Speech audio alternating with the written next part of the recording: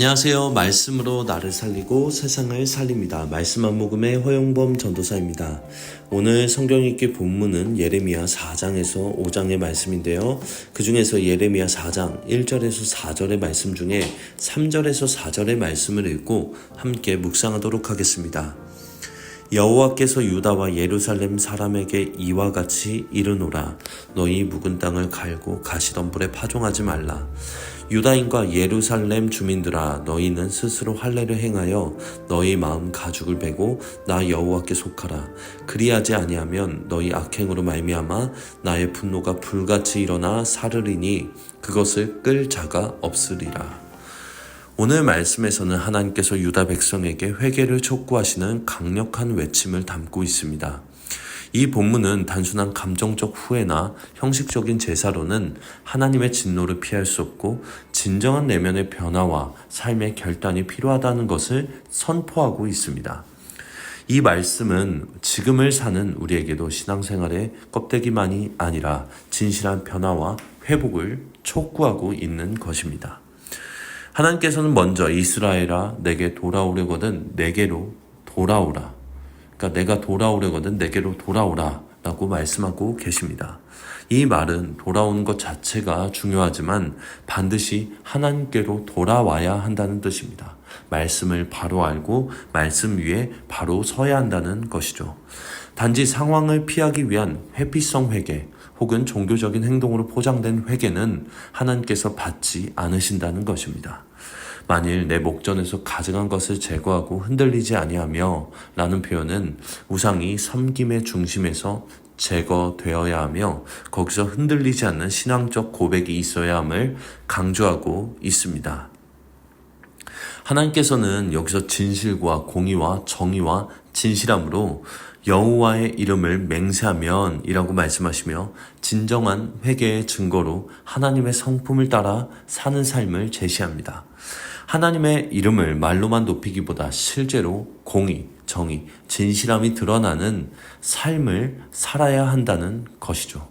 이것이 바로 말씀을 머리가 아닌 가슴으로 믿고 삶으로 드러내는 신앙인 것입니다.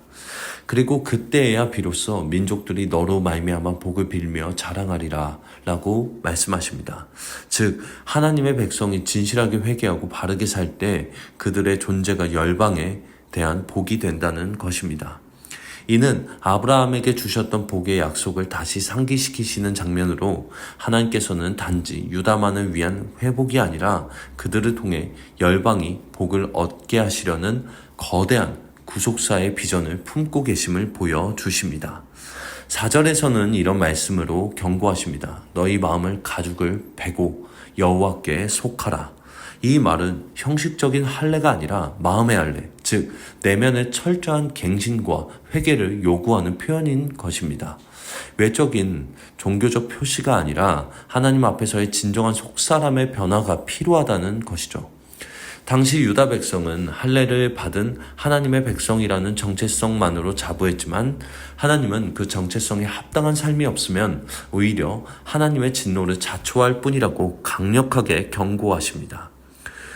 마지막 문장인 너희 악행으로 말미암아 나의 분노가 불같이 일어나 사르리니 그것을 끌 자가 없으리라는 말은 하나님의 인내가 무한하지 않으며 회개 없는 영적 고집은 결국 멸망을 부른다는 경고입니다. 하나님은 오래 참으시지만 회개하지 않는 백성에게는 진리의 불로 심판하신다는 무서운 사실을 상기시키는 대목입니다.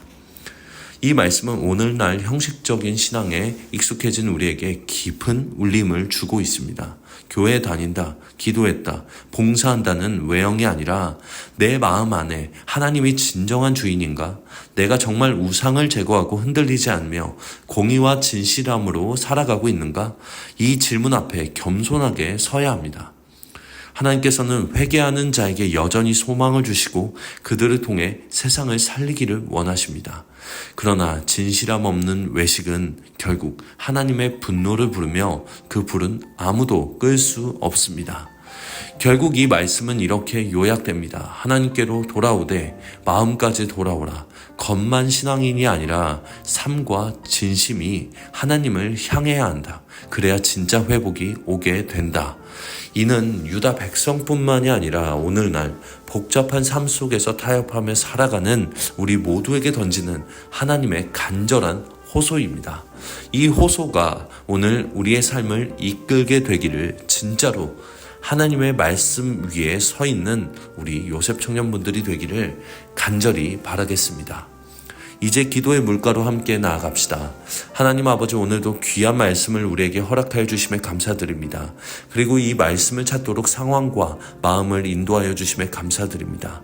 오늘의 하루가 나의 뜻 위에 서 있는 오늘이 아니라 하나님의 말씀 위에 온전히 서 있는 오늘이 될 수 있도록 인도하여 주시옵소서.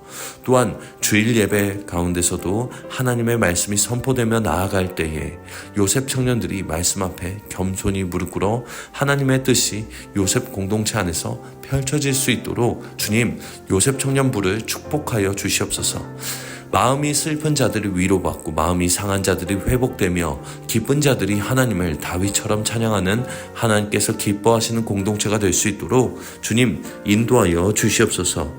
오늘 우리 요셉 청년분들의 삶에 복에 복을 더해 주시고 만남의 축복에 축복을 주시며 하루를 죽게 하듯 성실하게 감당하여 세상의 빛과 소금이 되게 하옵소서.